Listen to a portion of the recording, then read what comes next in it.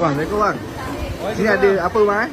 Ya? Baju apa yang sini? Ini yang kat sini yang best ni, yang special kita ni. Ah. Kita makan ini kita semua Allah sedap.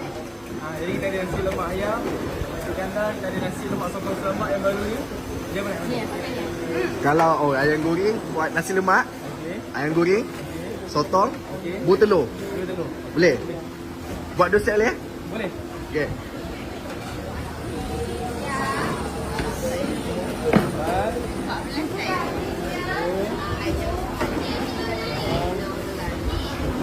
Yang sotong dia berapa? 14.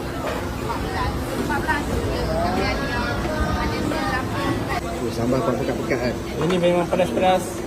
Manis-manis ni yang pertama ni. Dia memang dah ni dah lemak sotong, kau buat nasi lemak sotong. Lepas tu nasi lemak Ya, sotong. mana? Nasi lemak sotong tambah ayam lagi satu.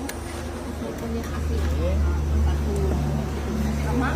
Ni sotongnya asin kan? Semua sotong asin kan? Sotong Dia pakai sotong fresh lah ni kan? Sotong fresh bang. Kita tak pakai sotong wing je bang. Nampak ni? InsyaAllah memang puas hati punya. Oh, nampak sedap. Kalau bang Allah bagi sedap. InsyaAllah.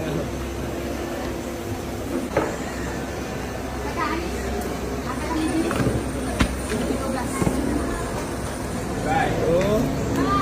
Nek, kita balik. Okey. Mak. Oh. Ayam nak bagi apa? Nah, sambal. Ayam sembarang ni bang. Ayam sebarang Ha.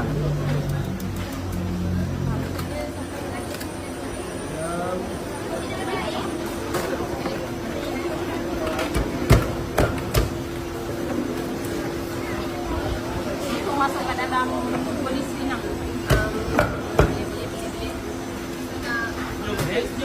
Yang sotong Sotong.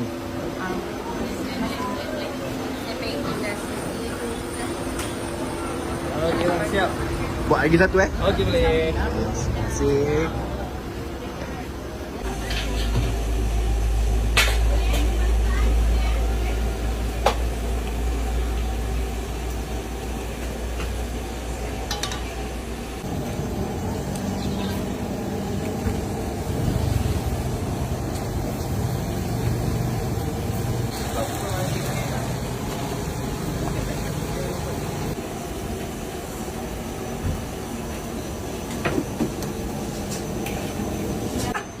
Kita tutup bang, tekuk lalai.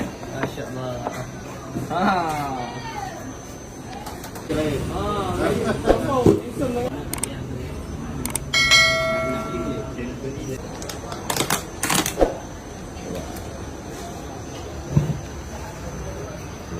Ni durian apa bang? UI. Oh, ayo. Kuning kuning Dia ambil yang di mana ni kan?